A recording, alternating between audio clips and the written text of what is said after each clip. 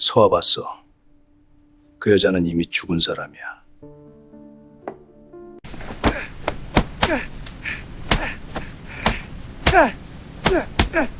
누군가가 그녀의 인생을 통째로 지워버렸습니다. 그 말을 듣고도 나는 믿을 수 없었습니다. 죽었다고 믿어온 사람이 어딘가에서 살아있다는 말. 하지만 더 이상 부정할 수 없었습니다. 확인해야 했습니다. 직접. 그래서 나는 그 섬으로 향했습니다. 그리고 그 선택이 내가 알고 있던 모든 진실을 무너뜨리게 될 줄은 그때는 몰랐습니다. 만약 당신이라면 죽었다고 믿었던 사람이 살아있다는 말을 들었을 때 어떻게 하시겠습니까? 이 이야기의 진실이 궁금하다면 지금부터 끝까지 함께 해주세요. 봄이라고 하기엔 아직 서늘한 밤이었습니다. 도윤은 낡은 호프집 한쪽 구석에 앉아 있었습니다. 테이블 위엔 이미 2병을 비운 맥주가 쓸쓸하게 놓여 있었고 천장에 매달린 형광등은 아무 이유 없이 미세하게 깜빡이고 있었습니다. 아내가 떠난 지 3년째 되는 날이었습니다.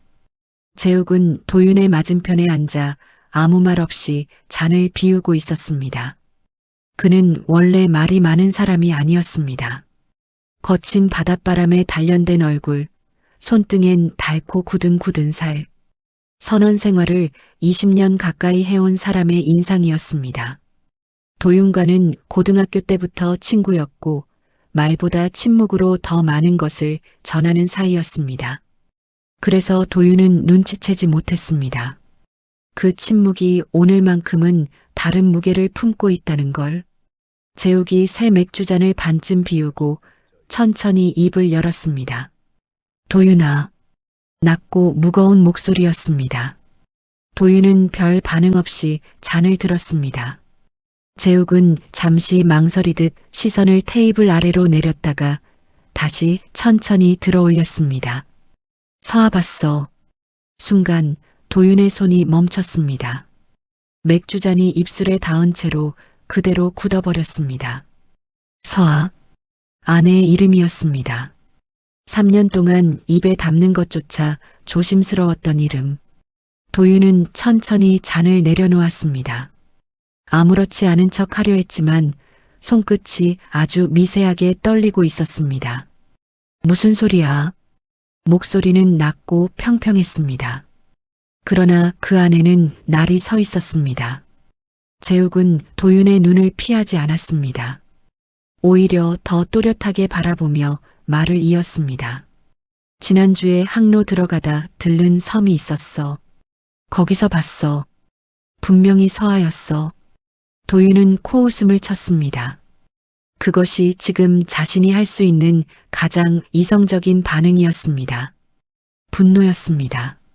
3년을 그렇게 버텨왔는데 3년을 장례식 날 보았던 그 하얀 영정 사진을 가슴속에 담고 살아왔는데 이 사람이 지금 무슨 말을 하고 있는 건지 목구멍 안쪽에서 뜨거운 것이 치밀어 올라왔습니다.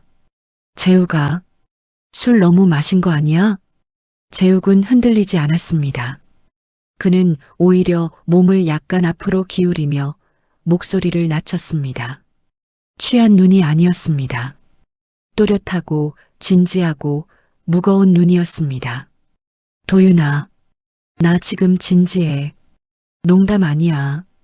도윤은 대꾸하지 않았습니다. 잔을 집어들고 입에 가져갔지만 아무 맛도 느껴지지 않았습니다. 재욱의 말이 머릿속에서 맴돌았습니다. 서아 봤어. 서아 봤어. 분명히 서아였어. 그 단어들이 서아 마치 봤어. 날카로운 것이 거기 어디 있는 천천히 섬이야? 피부를 긁어내려가듯 신경 하나하나를 건드렸습니다.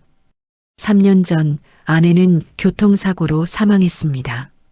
새벽 빗길에서 난 사고였고 차는 완파되었으며 유족 대표로 장례를 치른 사람은 장모였습니다. 도윤은 그날 병원 복도에서 영안실 이름표를 직접 확인했습니다. 이서아. 그 이름이 적힌 흰 표시를. 그것이 현실이었습니다. 그것이 전부였습니다. 그런데 지금 재욱은 분명히 서하였다고 하고 있었습니다. 도윤의 눈이 천천히 테이블 위 어딘가에 고정되었습니다.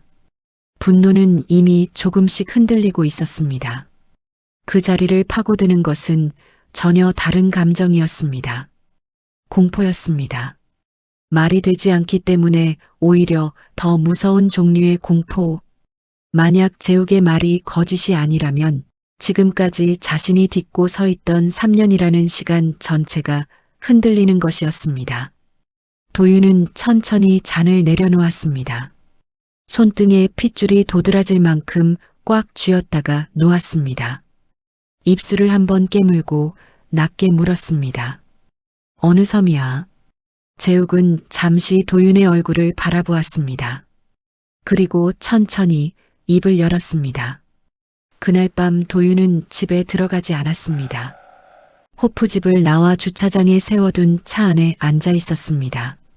시동을 걸지 않았습니다. 핸들 위에 두 팔을 올리고 이마를 얹었습니다. 바깥은 고요했고 차창에 빗방울이 하나둘 떨어지기 시작했습니다. 도윤은 눈을 감았습니다. 감으면 어두워져야 하는데 어둡지 않았습니다. 재욱의 얼굴이 있었습니다. 그 목소리가 있었습니다. 서하 봤어. 분명히 서하였어. 도윤은 숨을 내쉬었습니다. 길고 느린 숨이었습니다. 이성은 여전히 말하고 있었습니다. 재욱이 착각한 것이라고. 닮은 사람을 보고 착각하는 일은 얼마든지 있다고. 그러나 재욱은 착각을 잘하는 사람이 아니었습니다. 20년을 바다 위에서 살아온 사람이었습니다. 안개 속에서도 암초를 찾아내는 눈을 가진 사람이었습니다. 그 사람이 분명이라는 단어를 쓰면서 말했습니다. 자정이 넘어서야 도윤은 시동을 걸었습니다. 집으로 가지 않았습니다. 편의점에 들러 생수 한 병을 사고 다시 차에 올랐습니다. 재욱이 쪽지에 적어준 항구 이름을 내비게이션에 입력했습니다. 2시간 40분. 도윤은 엑셀을 밟았습니다. 항구에 도착했을 때는 새벽 3시가 조금 넘어 있었습니다. 폭우는 어두웠습니다. 가로등 몇 개가 물 위에 주황빛을 흘리고 있었고 선착장 끝에 묶인 배들이 파도에 맞춰 낮게 삐걱거렸습니다. 물비린내가 짙었습니다. 도윤은 차에서 내려찬 공기를 그대로 들이켰습니다. 폐 안쪽까지 바닷바람이 들어왔습니다. 정신이 조금 돌아오는 것 같았습니다. 그러나 발걸음은 멈추지 않았습니다. 재욱이 연결해준 사람은 선착장 가장 안쪽에 있었습니다. 50대 중반의 남자였습니다. 허름한 점퍼에 장화를 신고 있었고 담배를 피우다 도윤을 보고 발로 꽁초를 밟았습니다. 아무것도 묻지 않았습니다.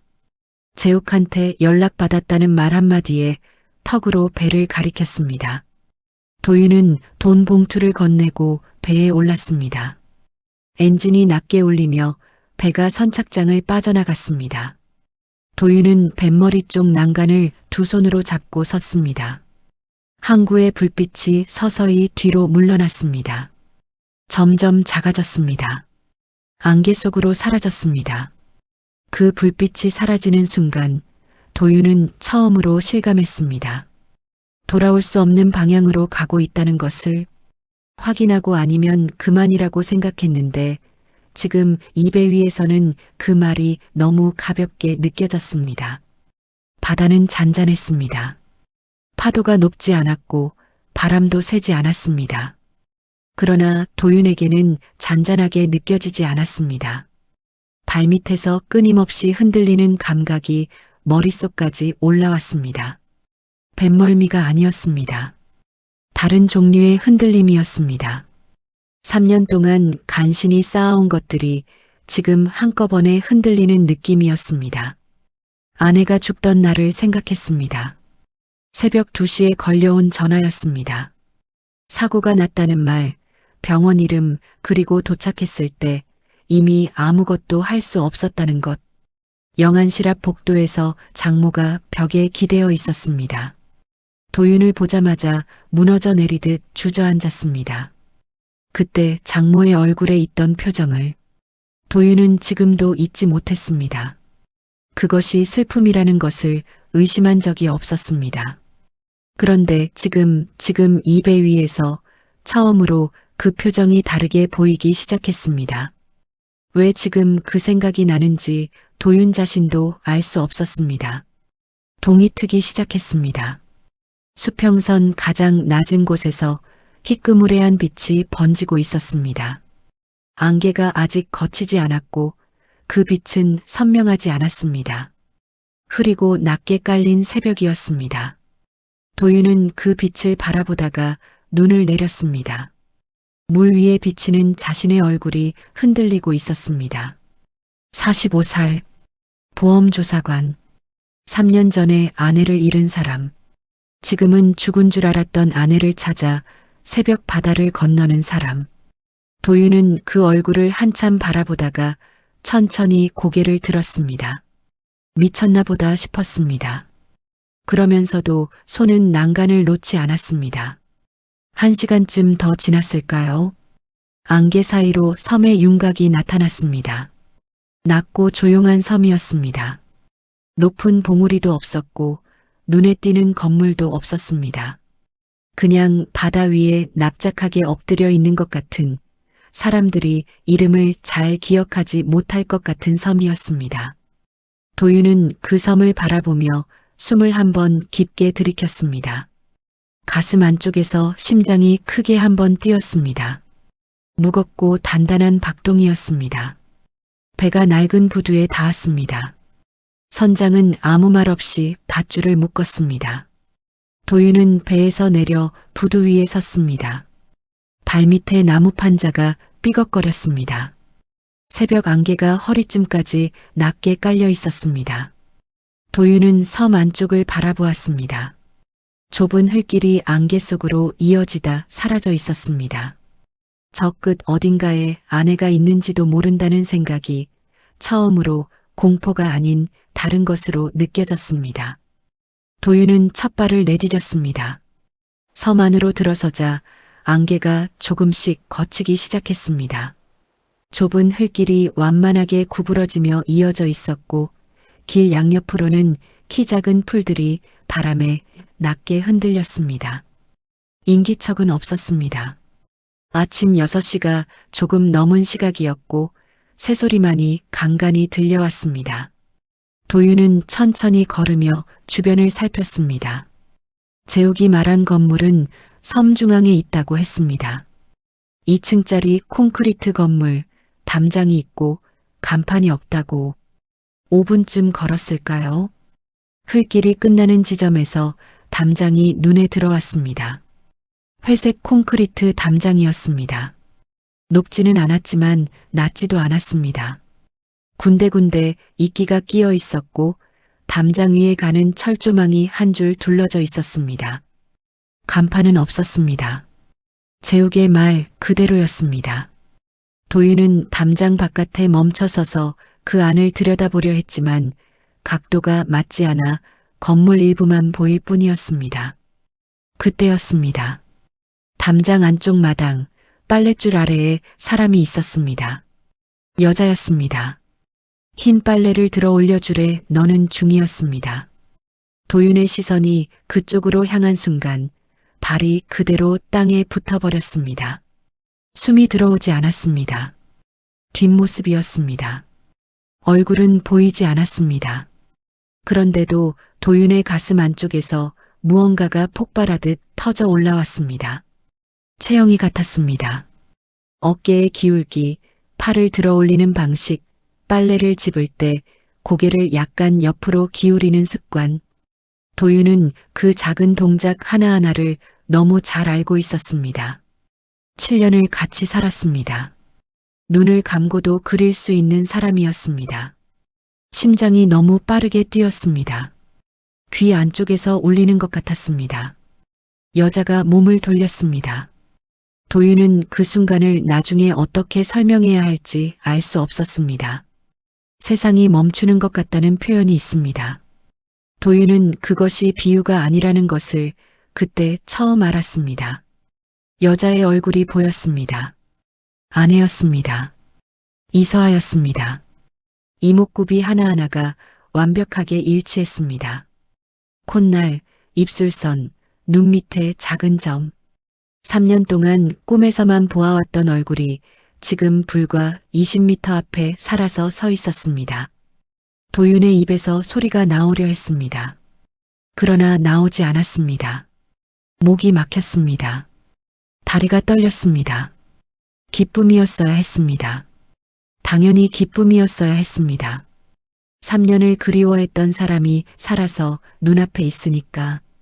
그런데 가장 먼저 온 것은 기쁨이 아니었습니다. 공포였습니다. 말로 설명할 수 없는 내장이 뒤집히는 것 같은 공포. 왜 살아있는 사람이 죽었다고 했는가? 왜 이 섬에 있는가? 왜 저 사람은 저렇게 아무렇지도 않은 얼굴을 하고 있는가? 아내는 도윤을 보지 못했습니다. 시선이 다른 방향을 향해 있었습니다. 빨래를 다 넣은 뒤 빈 바구니를 들고 건물 쪽으로 걸어가기 시작했습니다. 걸음걸이마저 같았습니다. 오른발이 왼발보다 아주 조금 더 바깥으로 향하는 버릇. 도윤은 그 걸음걸이를 보는 순간 눈물이 차오르는 것을 느꼈습니다. 그러나 울 수가 없었습니다. 울고 있을 시간이 없었습니다. 도윤은 담장 문 쪽으로 발걸음을 옮겼습니다. 나무로 된 낡은 문이었습니다. 잠겨 있지 않았습니다. 손잡이를 잡았을 때 손바닥에 땀이 배어 있다는 것을 깨달았습니다. 문을 밀었습니다. 삐걱 소리가 났습니다. 그 소리에 아내가 멈췄습니다. 천천히 고개를 돌렸습니다. 두 사람의 시선이 마주쳤습니다. 도윤은 숨을 참았습니다. 아내의 눈이 도윤을 향해 있었습니다. 그러나 그 눈 안에는 도윤이 기대했던 것이 없었습니다. 놀람도 없었습니다. 반가움도 없었습니다. 그저 낯선 방문자를 바라보는 조용하고 무감각한 눈빛이었습니다. 아내는 잠시 도윤을 바라보다가 고개를 약간 기울이며 입을 열었습니다. 저를 아세요? 목소리마저 같았습니다. 그것이 도윤을 완전히 무너뜨렸습니다. 도윤은 아무 말도 할 수 없었습니다. 입술이 움직였지만 소리가 되지 않았습니다. 눈앞의 사람은 분명히 아내였습니다. 그런데 그 아내는 지금 도윤을 전혀 모르는 사람처럼 서 있었습니다. 7년을 함께 살았던 사람이, 3년을 찾아 헤맸던 사람이 지금 이 자리에서 낯선 사람을 보듯 도윤을 보고 있었습니다. 도윤의 눈에서 눈물 한 줄기가 흘러내렸습니다. 닦지 않았습니다. 닦을 겨를이 없었습니다. 목구멍에서 겨우 소리를 끌어올렸습니다. 서아야. 아내는 반응하지 않았습니다. 그 이름이 자신의 이름인지도 모르는 것처럼 그냥 서 있었습니다. 그런데 딱 한 가지, 단 한 가지만 달랐습니다. 아내의 눈이었습니다. 입술은 굳어 있었고 표정은 변하지 않았지만 눈 안에서 무언가가 아주 미세하게 흔들렸습니다. 파문처럼 돌을 던졌을 때 수면 위에 번지는 그 작은 떨림처럼. 도윤은 그것을 보았습니다. 분명히 보았습니다. 그 순간이었습니다. 건물 쪽에서 발소리가 들려왔습니다. 빠르고 단호한 발소리였습니다. 도윤이 고개를 돌리기도 전에 굵은 목소리가 마당을 가로질러 날아왔습니다. 거기 누구요? 50대 남자였습니다. 체격이 좋았고 눈빛이 날카로웠습니다. 직원복 같은 것을 입고 있었지만 그 걸음걸이와 눈빛은 직원이라기보다 감시자에 가까웠습니다. 남자는 도윤과 아내 사이를 가로막듯 서며 입꼬리를 올렸습니다. 웃는 표정이었지만 웃음이 아니었습니다. 이곳은 외부인 출입 금지 구역입니다. 어떻게 들어오신 거죠? 도윤은 그 남자를 바라보았습니다. 그리고 다시 아내 쪽으로 시선을 돌렸습니다. 아내는 이미 시선을 내리깔고 있었습니다. 아까 그 눈 안의 떨림은 사라져 있었습니다. 다시 아무것도 없는 얼굴이 되어 있었습니다. 도윤의 가슴 속에서 무언가가 천천히 굳기 시작했습니다. 슬픔도 아니었고 분노도 아니었습니다. 그것은 확신이었습니다. 반드시 진실을 알아내야 한다는 차갑고 단단한 확신이었습니다. 도윤은 쫓겨나지 않았습니다. 정확히는 쫓겨나는 것을 거부했습니다. 남자가 나가라고 했을 때 도윤은 발을 떼지 않았습니다. 대신 보험조사관 신분증을 꺼내 들었습니다. 인근 해역 익사 사고와 관련한 조사 중이라고 말했습니다. 거짓말이었지만 표정 하나 변하지 않았습니다. 15년을 그 일을 해온 사람의 몸에 밴 침착함이었습니다. 남자는 신분증을 한참 들여다보다가 결국 마지못해 도윤을 건물 안으로 안내했습니다. 그것이 도윤에게는 충분했습니다. 건물 내부는 예상보다 정돈되어 있었습니다. 복도가 좁고 창문이 작았지만 바닥은 깨끗했고 벽에는 아무것도 붙어 있지 않았습니다. 요양원이라고 하기엔 너무 조용했고 일반 가정집이라고 하기엔 너무 차가운 분위기였습니다. 사람의 온기가 느껴지지 않는 공간이었습니다. 도윤은 복도를 걸으며 문마다 번호가 붙어 있다는 것을 눈여겨보았습니다. 이름이 아니라 번호였습니다. 남자는 도윤을 작은 응접실로 데려갔습니다. 낡은 소파 2개와 나무 테이블 하나가 전부인 방이었습니다. 잠시 기다리라고 하고는 문을 닫았습니다. 도윤은 앉지 않았습니다. 방 안을 천천히 둘러보다가 창문 너머를 바라보았습니다. 마당이 보였습니다. 아까 아내가 빨래를 널던 그 자리가 보였습니다. 빨랫줄에는 아직 흰 빨래가 걸려 있었고 바구니는 마당 한쪽에 놓여 있었습니다. 아내는 없었습니다. 얼마나 지났을까요? 문이 열렸습니다. 아내였습니다. 혼자였습니다. 아내는 문 안으로 들어서다가 도윤을 보고 잠깐 멈칫했습니다. 아까 마당에서 마주쳤던 그 낯선 사람이라는 것을 기억하는 것 같았습니다. 이내 조심스럽게 소파 한쪽에 앉았습니다.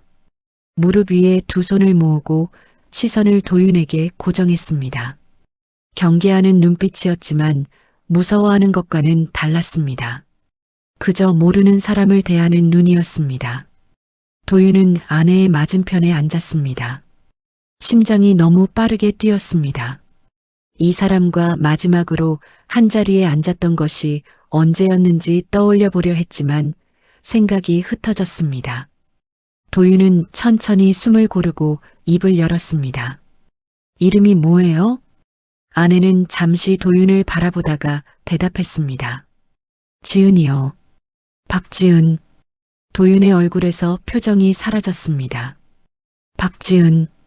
그 이름이 가슴 한가운데 와서 박혔습니다. 아내의 이름은 이서아였습니다. 이서아. 그런데 지금 눈앞의 사람은 자신을 박지은이라고 말하고 있었습니다. 도윤은 손가락 끝에 힘을 주었습니다. 무너지면 안 됐습니다. 지금은 무너질 때가 아니었습니다. 여기 얼마나 됐어요? 잘 모르겠어요. 오래된 것 같기도 하고. 목소리가 낮아졌습니다. 확신이 없는 사람의 목소리였습니다. 아내는 대답하면서도 시선을 약간 아래로 내렸습니다. 기억을 더듬는 것처럼 보였지만 더듬을 기억 자체가 희미한 것처럼도 보였습니다. 도윤은 조심스럽게 다시 물었습니다. 사고 전 기억은요? 여기 오기 전. 아내의 눈이 잠깐 흔들렸습니다. 그것은 삼장에서 보았던 그 미세한 떨림이 아니었습니다. 이번에는 좀 더 컸습니다. 무언가가 열리려다 닫히는 것 같은, 문이 삐걱거리다 다시 잠기는 것 같은 흔들림이었습니다. 아내는 한참 침묵하다가 짧게 말했습니다. 없어요. 없다고 했습니다. 단 2글자였는데 그 안에 담긴 무게가 도윤의 가슴을 짓눌렀습니다. 도윤은 입술을 꾹 다물었습니다. 묻고 싶은 것이 수십 가지였습니다. 우리 결혼식 날 비가 왔던 거 기억해요. 우리가 처음 이사한 집 현관 열쇠가 잘 안 열려서 매번 둘이서 낑낑댔던 거 기억해요. 당신이 좋아하던 딸기잼 브랜드, 당신이 잠들기 전에 꼭 창문을 한번 확인하던 습관, 당신이 스트레스 받을 때 입술 왼쪽을 깨물던 버릇, 전부 기억해요. 그런데 당신은 나를 기억 못해요. 그 말들이 전부 목구멍 안에서 뭉쳐 있었습니다. 도윤은 아무것도 내보내지 못했습니다. 그때 아내가 조용히 고개를 들었습니다. 도윤의 얼굴을 바라보았습니다. 잠시, 아주 잠시 눈빛이 달라졌습니다. 분석하는 눈이 아니었습니다. 무언가를 찾으려는 눈이었습니다. 아내의 입술이 천천히 열렸습니다. 혹시 저를 아는 분이세요? 도윤은 대답하지 못했습니다. 안다는 말이 얼마나 작고 부족한 말인지 그 순간 처음 알았습니다. 알아요.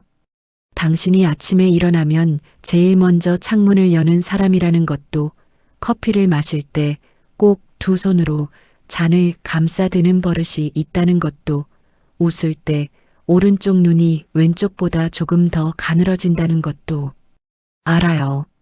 다 알아요. 하지만 지금 그 말이 나오면 이 사람이 놀라거나 무서워하거나 아니면 그 남자가 다시 들어올 것이었습니다. 도윤은 시선을 잠깐 내렸다가 다시 들었습니다. 그리고 최대한 조용하고 평평한 목소리로 말했습니다. 아니요. 처음 뵙습니다. 거짓말이었습니다. 생애 가장 고통스러운 거짓말이었습니다. 아내는 잠깐 도윤의 눈을 들여다보았습니다. 무언가 말하려다 멈추는 것 같았습니다. 그러다 이내 고개를 끄덕이고 시선을 내렸습니다. 대화는 그렇게 끊어졌습니다. 도윤은 응접실을 나오며 복도 창문 너머로 마당을 한 번 더 바라보았습니다. 빨랫줄의 흰 빨래가 바람에 천천히 흔들리고 있었습니다. 도윤은 걸음을 멈추지 않았습니다. 멈추면 무너질 것 같았습니다. 건물 밖으로 나와 담장 문을 닫고 흙길 위에 서서 하늘을 올려다보았습니다. 바람이 불었습니다.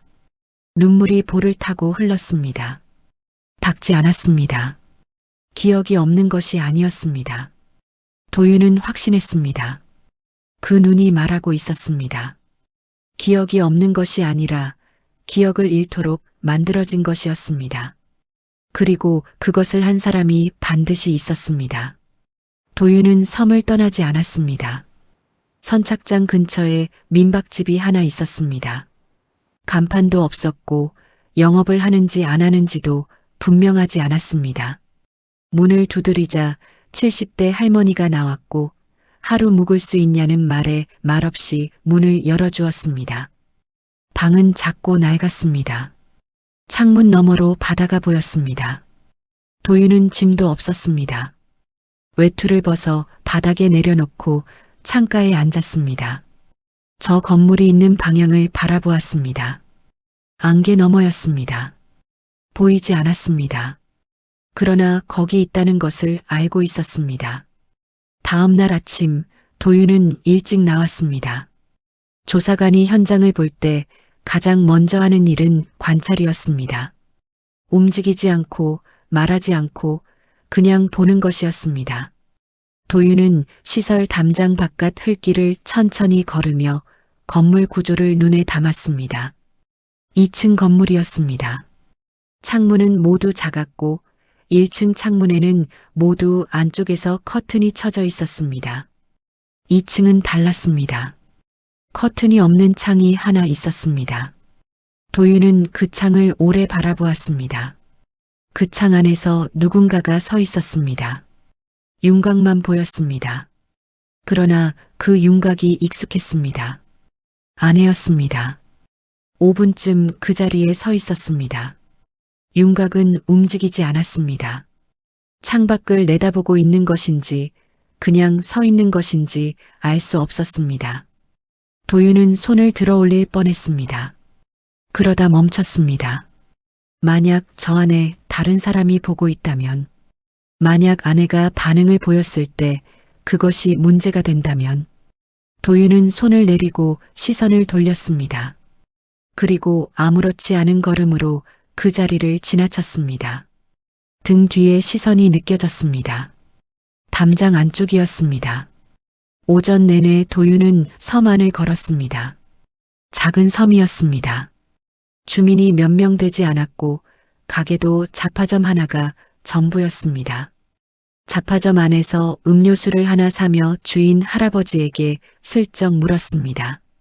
저 위쪽 콘크리트 건물이 뭐냐고. 할아버지는 음료수 거스름 돈을 건네며 짧게 말했습니다. 요양원이라고 하던데. 근데 환자가 들어오는 걸 본 적이 없어.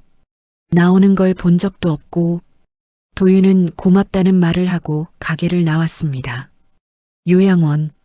어제 보았던 그 건물에서 요양원이라는 단어가 연상되는 것은 아무것도 없었습니다. 방문객을 받는 흔적도 없었고 의료 장비가 드나드는 흔적도 없었습니다. 간판이 없는 것은 물론이었습니다. 환자가 들어오는 걸 본 적이 없다는 말이 머릿속에 걸렸습니다. 그렇다면 저 안에 있는 사람들은 어떻게 들어간 것인가? 오후에 도윤은 다시 담장 근처로 갔습니다. 이번에는 각도를 달리했습니다. 담장 뒤편으로 돌아가니 낮은 언덕이 있었습니다.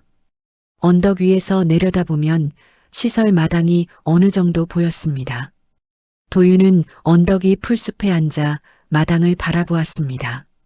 1시간쯤 지났을까요? 마당에 사람이 나왔습니다. 아내였습니다. 혼자였습니다. 마당 한쪽에 있는 작은 화단 앞에 쪼그려 앉아 무언가를 만지작거렸습니다. 잡초를 뽑는 것 같았습니다. 그때 건물 쪽 문이 열리며 남자가 나왔습니다. 어제 도윤을 막아섰던 그 남자였습니다. 최강수. 어제 명함을 내밀었을 때 확인한 이름이었습니다. 시설 운영자라고 했습니다. 최강수는 마당으로 나와 아내 쪽으로 걸어갔습니다. 아내는 고개를 들어 그를 바라보았습니다. 두 사람 사이에 무슨 말이 오가는지 들리지 않았습니다. 다만 아내의 어깨가 조금 움츠러드는 것이 보였습니다. 고개가 다시 아래로 내려갔습니다. 최강수는 잠시 아내 곁에 서 있다가 다시 건물 안으로 들어갔습니다. 도윤은 그 장면을 보며 손바닥에 힘을 주었습니다. 풀이 손바닥에 눌렸습니다. 아내의 그 움츠러드는 어깨가 계속 눈에 밟혔습니다. 무서운 것처럼 보이지는 않았습니다. 그보다는 익숙한 것처럼 보였습니다. 저 사람이 다가오면 어깨를 내리는 것이 몸에 배어 있는 것처럼. 그것이 더 나빴습니다. 무서워서 움츠러드는 것은 저항의 여지가 있었습니다. 그러나 익숙해서 움츠러드는 것은 이미 오래된 것이었습니다. 해가 기울기 시작했습니다. 도윤은 언덕에서 내려왔습니다. 민박집으로 돌아오는 길에 발걸음이 무거웠습니다. 하루 종일 관찰한 것들을 머릿속에서 정리했습니다. 간판 없는 건물, 번호로 관리되는 방, 외부 접촉이 차단된 구조, 드나드는 사람이 없다는 주민의 말, 그리고 아내의 움츠러든 어깨, 하나하나는 결정적이지 않았습니다. 그러나 전부를 합치면 하나의 방향을 가리키고 있었습니다. 저 안은 치료하는 곳이 아니었습니다. 가두는 곳이었습니다. 민박집으로 돌아온 도윤은 창가에 앉아 수첩을 꺼냈습니다. 오늘 본 것들을 하나씩 받아 적었습니다. 보험조사관으로 15년을 일하면서 몸에 밴 습관이었습니다. 기억은 흐려지지만 글자는 남았습니다. 수첩을 채우다 도윤은 잠깐 손을 멈췄습니다. 펜 끝이 종이 위에 멈춰 있었습니다. 머릿속에 질문이 하나 떠올랐습니다. 이 모든 것을 설계한 사람이 있다면 그 사람은 누구인가? 최강수는 실행한 사람처럼 보였습니다. 그렇다면 지시한 사람은 따로 있었습니다. 도윤은 펜을 다시 움직였습니다. 수첩 한쪽에 이름 하나를 적었습니다. 그리고 그 옆에 물음표를 달았습니다. 오명숙. 쪽지는 민박집 방문 아래로 밀려 들어와 있었습니다. 도윤이 저녁을 먹고 돌아왔을 때 바닥에 떨어져 있었습니다. 접힌 종이를 펼쳤습니다. 손으로 급하게 눌러 쓴 글씨였습니다. 할 말이 있습니다. 새벽 2시 선착장 끝. 혼자 오세요. 서명은 없었습니다. 도윤은 쪽지를 한참 바라보았습니다. 누가 보낸 것인지 알 수 없었습니다. 시설 안에 있는 사람일 수도 있었습니다. 아내일 수도 있었습니다. 아니면 전혀 다른 누군가일 수도 있었습니다. 도윤은 쪽지를 수첩 사이에 끼워 넣었습니다. 그리고 창가에 앉아 어두워진 바다를 바라보았습니다. 함정일 수 있었습니다. 경험으로 알고 있었습니다. 이런 방식의 연락은 대부분 두 가지였습니다. 진짜 제보이거나 아니면 유인이거나. 보험 조사관 생활을 하면서 2번 함정에 빠진 적이 있었습니다. 2번 모두 이런 식의 쪽지로 시작됐었죠. 그런데도 도윤은 이미 알고 있었습니다. 갈 것이라는 것을. 만약 저 쪽지가 아내가 보낸 것이라면 가지 않는 것은 선택지가 아니었습니다. 자정이 넘어 도윤은 외투를 입었습니다. 호주머니에 휴대전화를 넣었습니다. 잠깐 망설이다가 수첩도 챙겼습니다. 민박집 문을 조용히 열고 나왔습니다. 바깥은 어두웠습니다. 달이 없는 밤이었습니다. 가로등 하나 없는 흙길을 걸어 선착장 쪽으로 향했습니다. 발밑에서 자갈이 소리를 냈습니다. 도윤은 걸음을 늦추었습니다. 소리를 줄이려 했지만 완전히 없앨 수는 없었습니다. 바다 냄새가 진하게 올라왔습니다. 선착장 끝은 어두웠습니다.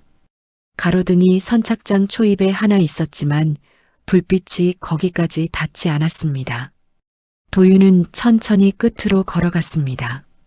낡은 나무 부두가 삐걱거렸습니다. 물 위로 바람이 불었고 묶인 배들이 흔들렸습니다. 아무도 없었습니다. 도윤은 멈춰서서 주변을 살폈습니다. 어둠 속에 눈을 맞췄습니다. 쪽지에 적힌 시각보다 10분 일찍 도착해 있었습니다. 그때 뒤에서 발소리가 들렸습니다. 하나가 아니었습니다. 도윤이 몸을 돌리기도 전에 어깨를 잡아채는 손이 있었습니다. 반사적으로 팔을 뿌리치려 했지만 이미 늦었습니다. 양쪽에서 2사람이 팔을 잡았고 정면에서 한 사람이 다가왔습니다. 최강수였습니다. 가로등 불빛이 닿지 않는 자리에 서 있었는데도 그 윤곽이 확실했습니다.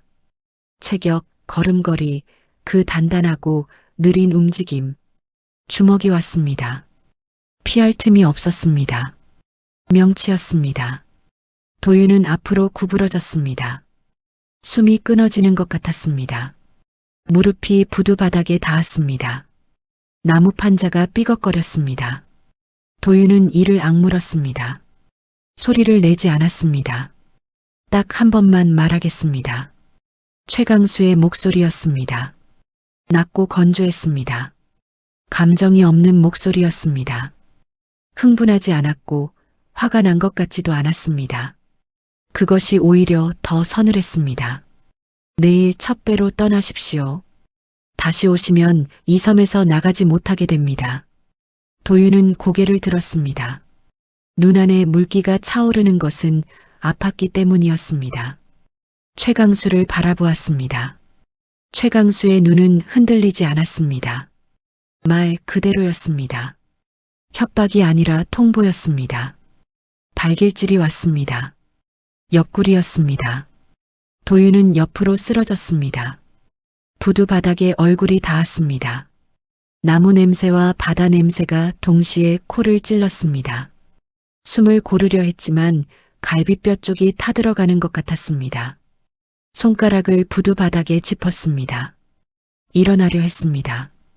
그때 발소리가 가까워졌습니다. 최강수가 쪼그려 앉았습니다. 도윤의 귀 가까이 입을 가져왔습니다. 당신이 찾는 사람은 거기 없습니다. 박지은이라는 환자예요. 당신 아내가 아니야. 도윤은 대답하지 않았습니다. 최강수는 잠시 그 자리에 머물다가 일어섰습니다. 발소리가 멀어졌습니다. 부하들도 따라갔습니다. 발소리가 완전히 사라지고 나서야 도윤은 천천히 몸을 일으켰습니다. 팔꿈치로 바닥을 짚고 무릎을 세우고 간신히 앉았습니다. 숨을 내쉬었습니다. 갈비뼈가 아팠습니다. 입안에서 쇠맛이 났습니다. 어딘가 터진 것 같았습니다. 도윤은 한동안 그 자리에 앉아 있었습니다. 바람이 불었습니다. 파도가 부두 아래를 때렸습니다. 도윤은 천천히 고개를 들어 하늘을 바라보았습니다. 별이 없었습니다. 구름이 가득했습니다. 돈 이야기를 하지 않았습니다. 도윤은 그 생각이 떠올랐습니다. 협박만 했습니다. 보통은 이런 상황에서 돈을 꺼냅니다. 입막음 비용. 그런데 최강수는 돈을 꺼내지 않았습니다. 그것은 두 가지 중 하나였습니다. 돈으로 해결할 수 있는 문제가 아니거나 아니면 도윤이 그 제안을 받아들일 사람이 아니라는 것을 이미 알고 있거나 어느 쪽이든 이 일이 단순하지 않다는 뜻이었습니다. 도윤은 몸을 일으켰습니다. 비틀거렸습니다. 부두 난간을 잡고 겨우 섰습니다. 옆구리를 한 손으로 감쌌습니다. 숨을 들이쉴 때마다 찌르는 듯한 통증이 왔습니다. 그러나 발은 민박집 방향을 향하지 않았습니다. 도윤은 어두운 선착장을 천천히 걸어 나오며 수첩을 꺼냈습니다. 아픈 손으로 펜을 잡았습니다. 오늘 있었던 일을 적었습니다. 쪽지, 2시, 3명, 최강수, 그리고 마지막에 한 줄을 더 적었습니다. 박지은이 아니라는 것을 저렇게까지 강조했다. 왜? 도윤은 섬을 떠났습니다. 첫 배는 타지 않았습니다. 두 번째 배를 탔습니다. 차이는 작아 보였지만 도윤에게는 중요했습니다. 최강수가 시킨 대로 움직이지 않겠다는 것이었습니다. 부두에서 배가 떠나는 동안 도윤은 섬 쪽을 바라보지 않았습니다. 갈비뼈가 아직 욱신거렸습니다. 숨을 깊게 들이쉬면 옆구리가 찌르는 듯 했습니다. 그러나 그것보다 더 강하게 밀어올리는 것이 있었습니다. 이제는 방법이 달라야 한다는 것이었습니다. 육지로 돌아온 도윤이 가장 먼저 한 일은 병원이 아니었습니다. 사무실이었습니다. 보험조사관으로 일하면서 쌓아온 것들이 있었습니다. 서류에 접근하는 방법, 기록을 파는 방법, 그리고 공식적인 경로 없이도 필요한 정보를 끌어내는 방법. 도윤은 컴퓨터 앞에 앉아 3년 전 아내의 사망 관련 서류를 처음부터 다시 꺼냈습니다. 사망진단서였습니다. 발급병원은 사고 현장 인근 지방병원이었습니다. 도윤은 그 병원 이름을 확인했습니다. 그리고 서명란을 보았습니다. 담당 의사 이름이 있었습니다. 도윤은 그 이름을 수첩에 받아 적고 검색을 시작했습니다.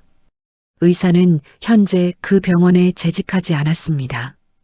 퇴직한 것인지 이직한 것인지 공식 기록에는 나오지 않았습니다.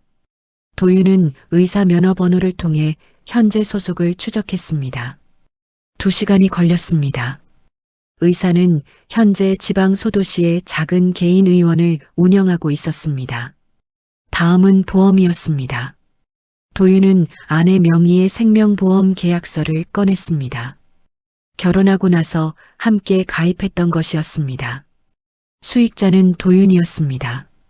그런데 도윤은 그 보험금을 받은 적이 없었습니다. 아내가 죽었다는 연락을 받은 직후 보험사에서 연락이 왔었습니다. 그때 도윤은 받지 않겠다고 했습니다. 그런 돈을 받고 싶지 않았습니다. 그리고 그 이후로 그 계약에 대해 생각하지 않았습니다. 도윤은 보험사에 전화를 걸었습니다.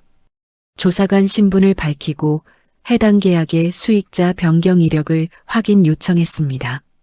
잠시 기다리라는 말이 있었고 3분쯤 뒤에 답이 왔습니다. 수익자가 변경된 이력이 있었습니다. 도윤이 보험금 수령을 거부한 직후였습니다. 변경된 수익자의 이름을 들었을 때 도윤은 잠시 아무 말도 하지 못했습니다. 오명숙이었습니다. 장모였습니다. 아내의 어머니였습니다. 도윤은 수화기를 내려놓고 의자 등받이에 등을 기댔습니다. 천장을 바라보았습니다. 머릿속에서 무언가가 빠르게 재배열되기 시작했습니다. 장모는 재단 이사장이었습니다. 사회복지재단이었고 규모가 작지 않았습니다. 돈이 없는 사람이 아니었습니다. 그런데 왜 딸의 보험 수익자를 자기 이름으로 바꿨는가? 그리고 왜 그것이 도윤이 수령을 거부한 직후에 이루어졌는가? 도윤은 다시 컴퓨터 앞으로 몸을 당겼습니다. 이번에는 사고 기록이었습니다. 3년 전 사고 경위서를 다시 꺼냈습니다. 새벽 2시 국도, 빗길, 차량 단독 사고. 도윤은 그 내용을 처음 받았을 때 제대로 읽지 못했습니다. 읽을 수 있는 상태가 아니었습니다. 지금은 달랐습니다. 한 줄씩 천천히 읽었습니다. 그리고 세 번째 줄에서 멈췄습니다. 사고 차량은 아내 명의가 아니었습니다. 렌터카였습니다. 도윤은 그것을 처음 알았습니다. 아내는 자기 차가 있었습니다. 왜 그날 새벽에 렌터카를 빌렸는가? 어디를 가려고 했는가? 도윤은 렌터카 회사 이름을 적었습니다. 3년 전 업체였고 지금도 운영 중인지 확인이 필요했습니다. 오후가 되어 재욱에게 전화를 걸었습니다. 재욱은 2번 만에 받았습니다. 섬 갔다 왔어? 응. 얻어맞고 왔어. 많이 다쳤어? 갈비뼈 1~2개. 괜찮아. 그것보다 내가 도와줄 수 있는 거 있어. 재욱은 잠시 침묵했습니다. 그리고 낮게 말했습니다. 말해. 도윤은 렌터카 회사 이름과 사망진단서를 발급한 의사 이름을 불러줬습니다. 재욱의 인맥은 바다 위에만 있는 것이 아니었습니다.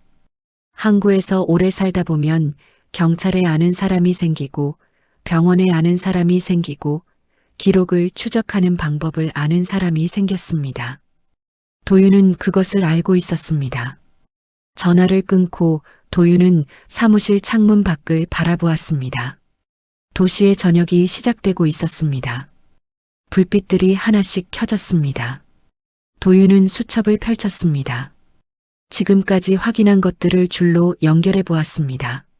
사망진단서, 렌터카, 보험 수익자 변경, 간판 없는 시설, 기억을 잃은 아내, 그리고 오명숙, 선이 하나로 모이고 있었습니다.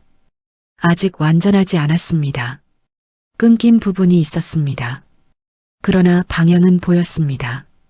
도윤은 수첩을 덮고 자리에서 일어났습니다. 갈비뼈가 다시 욱신거렸습니다. 도윤은 그 통증을 무시했습니다. 아직 확인해야 할 것이 남아 있었습니다. 그리고 그 끝에 무엇이 있는지 이제는 거의 알 것 같았습니다. 알면서도 끝까지 가야 했습니다. 그것이 지금 도윤이 할 수 있는 유일한 일이었습니다. 재욱에게서 연락이 온 것은 사흘 뒤였습니다. 문자가 아니었습니다. 전화였습니다. 목소리가 평소와 달랐습니다. 낮고 조심스럽고 어딘가 무게를 지탱하는 것 같은 목소리였습니다. 만나자고 했습니다. 전화로는 못하겠다고 했습니다. 두 사람은 항구 근처 작은 식당에서 만났습니다. 저녁 시간이 지난 뒤라 손님이 없었습니다. 재욱은 먼저 와 있었습니다. 도윤이 맞은편에 앉자 재욱은 바로 말을 꺼내지 않았습니다. 물을 한 모금 마시고 테이블 위에 시선을 내렸다가 천천히 고개를 들었습니다.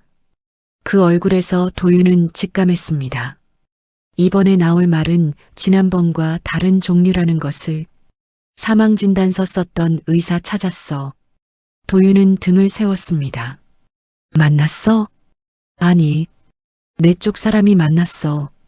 의사가 처음엔 입을 안 열었는데 나중에 조금 말하더라고. 자기도 오래 가지고 있던 거라고. 재욱이 잠깐 멈췄습니다.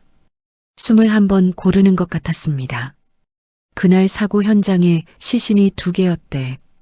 도윤은 아무 말도 하지 않았습니다. 재욱은 계속했습니다. 한 명은 현장에서 즉사한 상태였고, 한 명은 의식이 없었지만 살아 있었어.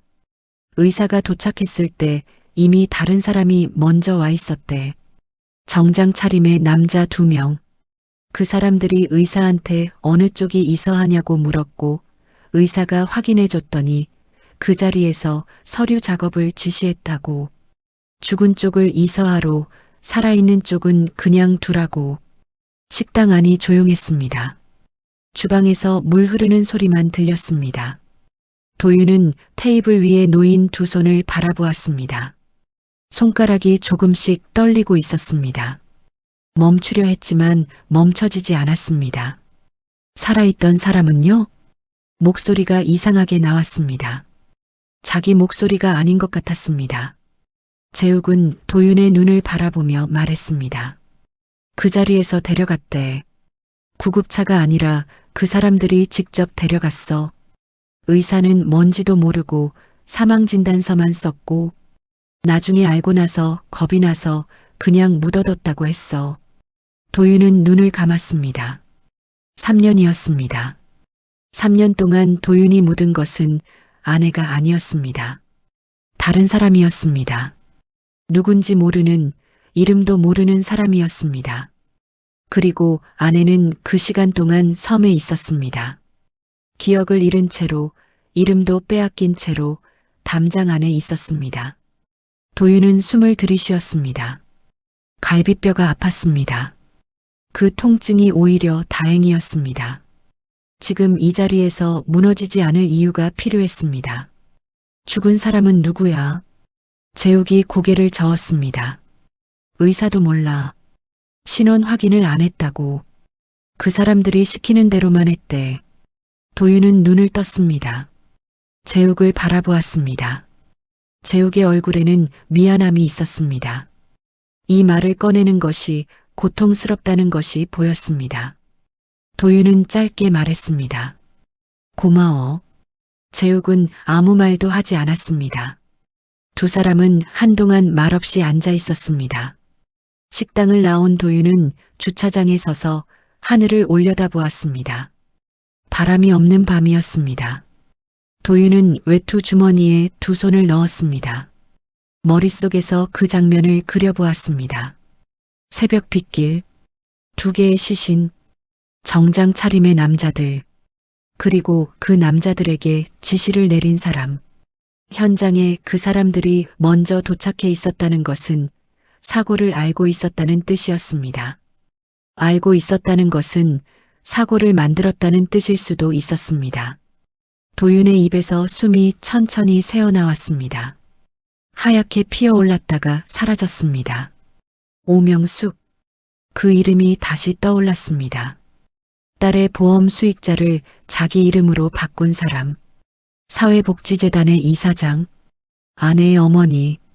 그 사람이 이 모든 것의 시작점에 있었습니다. 도윤은 그것을 이제 확신했습니다. 증거는 아직 충분하지 않았습니다.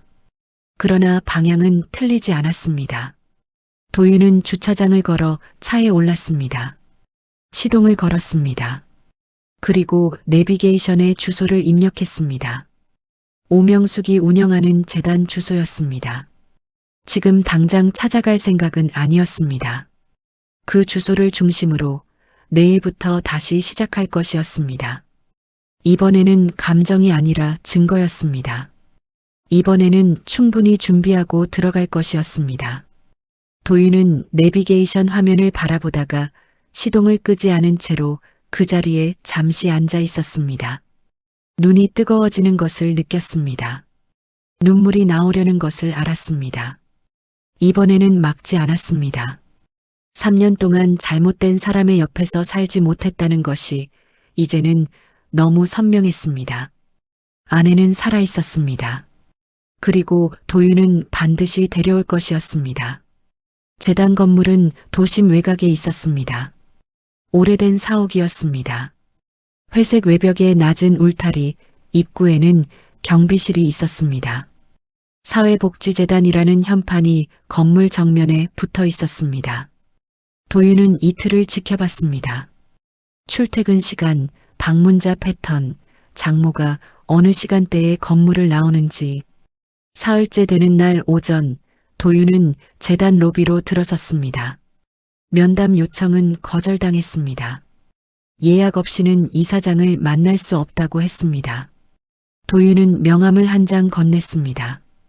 보험조사관 명함이었습니다. 그 뒷면에 한 줄을 써서 넘겼습니다. 이서학건입니다. 직원이 명함을 들고 안쪽으로 사라졌습니다. 2분 뒤 도윤은 이사장실로 안내받았습니다. 장모는 창가에 서 있었습니다. 도윤이 들어서는 소리를 들었을 텐데 돌아보지 않았습니다. 창밖을 바라보는 채로 있었습니다. 도윤은 문이 닫히는 소리를 확인하고 방 안으로 걸어 들어갔습니다. 소파도 의자도 앉지 않았습니다. 그냥 섰습니다. 두 사람 사이에 침묵이 흘렀습니다. 먼저 입을 연 것은 장모였습니다. 왔구나. 놀란 기색이 없었습니다. 도윤은 그 목소리를 듣는 순간 알았습니다. 이 사람은 도윤이 올 것을 알고 있었습니다. 어쩌면 기다리고 있었는지도 몰랐습니다. 장모가 천천히 몸을 돌렸습니다. 예순이 넘은 얼굴이었습니다. 주름이 있었고 머리는 단정하게 올려져 있었습니다. 그러나 도윤이 본 것은 주름도 머리도 아니었습니다. 눈이었습니다. 흔들림이 없었습니다. 당황하지 않았고 두려워하지 않았습니다. 오히려 차분했습니다.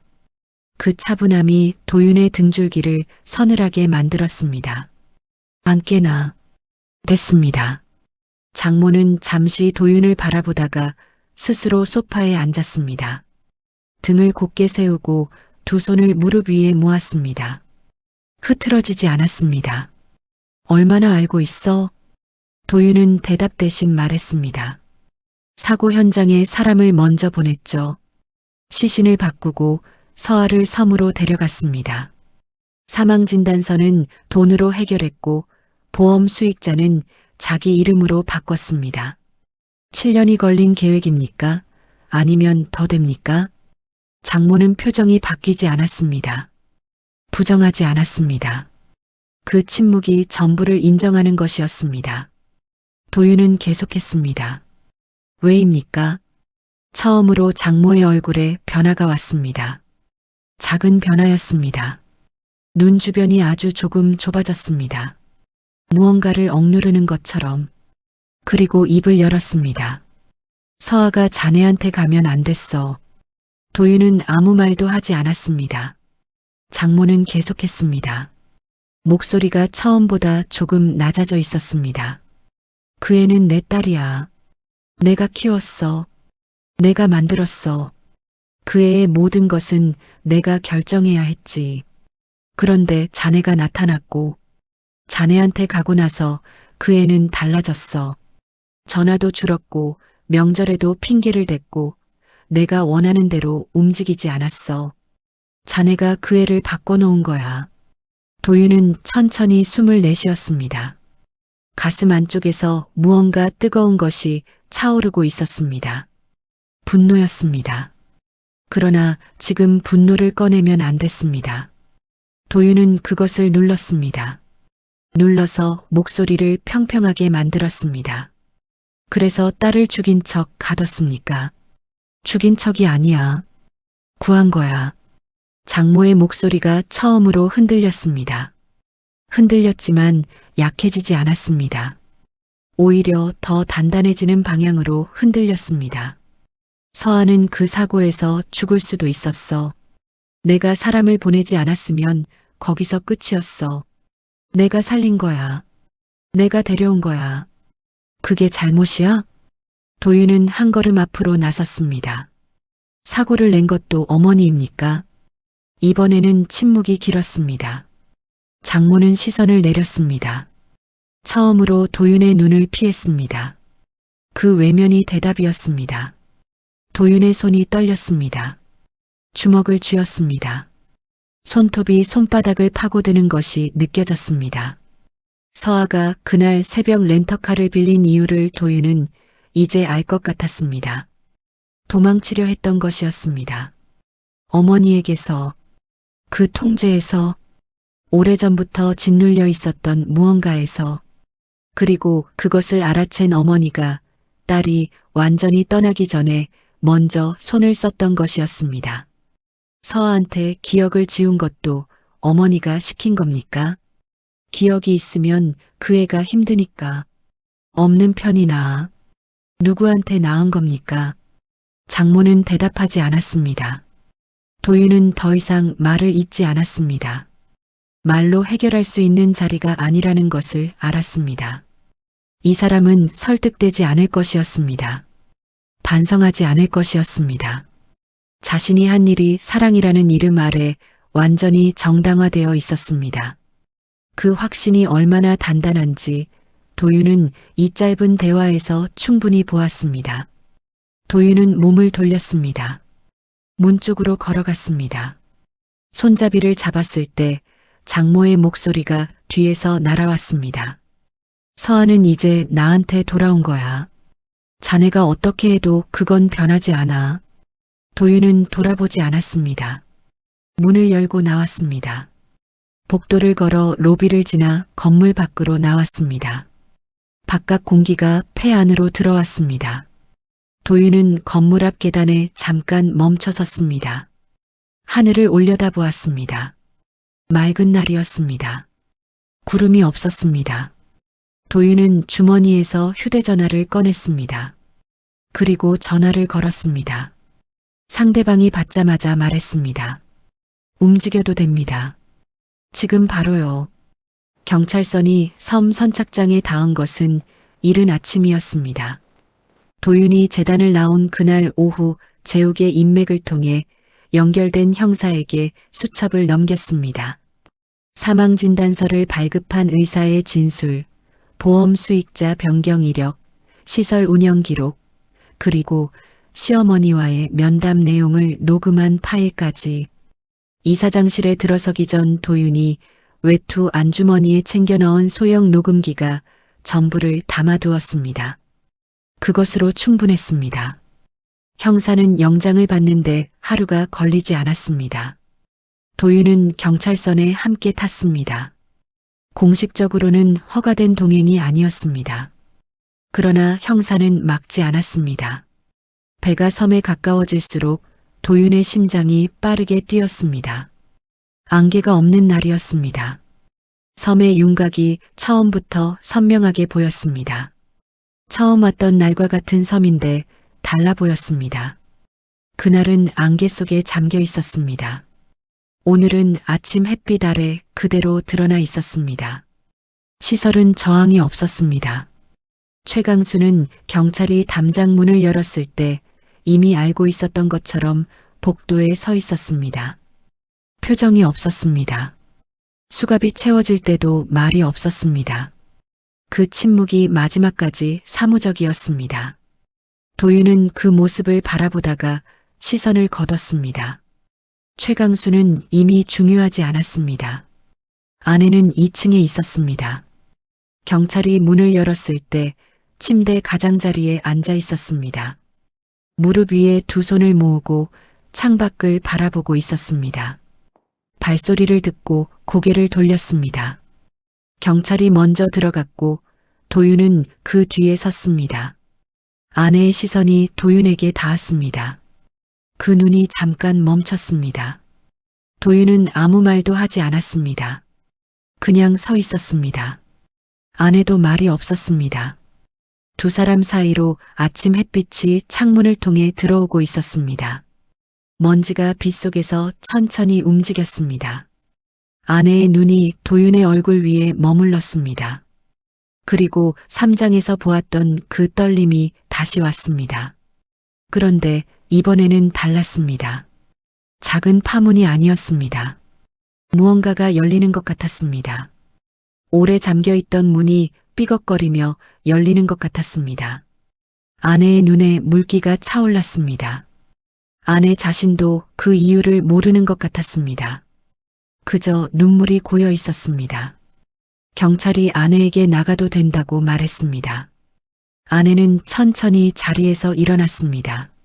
한 걸음, 두 걸음, 도윤 쪽으로 걸어왔습니다. 도윤은 움직이지 않았습니다. 아내가 도윤 앞에 멈춰 섰습니다. 고개를 들어 도윤을 바라보았습니다. 그 눈 안에 무언가가 아직 흐릿했습니다. 기억이 돌아온 것이 아니었습니다. 그러나 무언가는 느끼고 있었습니다. 이 사람을 알고 있다는 설명할 수 없지만 분명한 감각이 그 눈 안에 있었습니다. 아내가 조용히 입을 열었습니다. 저를 데리러 온 거예요? 도윤은 대답 대신 고개를 끄덕였습니다. 그것이 전부였습니다. 아내는 잠시 도윤을 바라보다가 시선을 내렸습니다. 그리고 아주 조용하게 말했습니다. 감사해요. 그 말이 도윤의 가슴 안쪽에 와서 박혔습니다. 감사하다는 말이었습니다. 아직 남편을 기억하지 못하는 사람의 입에서 나온 감사였습니다. 도윤은 눈물이 나오려는 것을 느꼈습니다. 참지 않았습니다. 그냥 두었습니다. 재판은 5달 뒤에 시작되었습니다. 피고인은 셋이었습니다. 장모, 최강수, 그리고 사망진단서를 발급한 의사. 혐의는 감금 사문서 위조, 사기, 그리고 특수상의 공모였습니다. 사고를 설계했다는 직접적인 증거는 끝내 나오지 않았습니다. 그러나 나머지는 충분했습니다. 법정은 조용하지 않았습니다. 장모는 최후 진술에서도 자신이 딸을 구했다고 말했습니다. 방청석에서 소리가 났습니다. 재판장이 정숙을 명했습니다. 선고날 도윤은 법정 맨 뒷자리에 앉아 있었습니다. 아내는 옆에 없었습니다. 병원에 있었습니다. 기억 회복을 위한 치료를 시작한 지 넉 달째였습니다. 조금씩 돌아오고 있었습니다. 단편적인 장면들이었습니다. 처음 이사했던 집의 냄새, 도윤의 목소리 톤, 어떤 날 저녁 밥상의 풍경, 이어지지 않는 기억들이었지만 그것들이 하나씩 돌아올 때마다 아내는 도윤에게 전화를 걸었습니다. 아무 말 없이 전화를 걸어 도윤의 목소리를 확인하고 끊는 날도 있었습니다. 도윤은 그 전화가 올 때마다 하던 일을 멈췄습니다. 선고가 내려졌습니다. 도윤은 그 내용을 듣고 자리에서 일어났습니다. 법정을 나왔습니다. 복도를 걸어 건물 밖으로 나왔습니다. 햇빛이 강했습니다. 도윤은 눈을 가늘게 뜨며 잠시 서 있었습니다. 그리고 휴대전화를 꺼냈습니다. 아내에게 전화를 걸었습니다. 2번 만에 받았습니다. 끝났어요. 전화 너머에서 잠시 침묵이 흘렀습니다. 그리고 아내의 목소리가 들렸습니다. 낮고 조심스러운 목소리였습니다. 그러나 분명한 목소리였습니다. 여보. 도윤은 그 자리에 멈춰 섰습니다. 눈을 감았습니다. 햇빛이 눈꺼풀 위에 내려앉았습니다. 그 한마디가 3년을, 아니 어쩌면 그보다 훨씬 더 긴 시간을 한꺼번에 건너왔습니다. 도윤은 천천히 입을 열었습니다. 목소리가 흔들렸습니다. 괜찮았습니다. 흔들려도 됐습니다.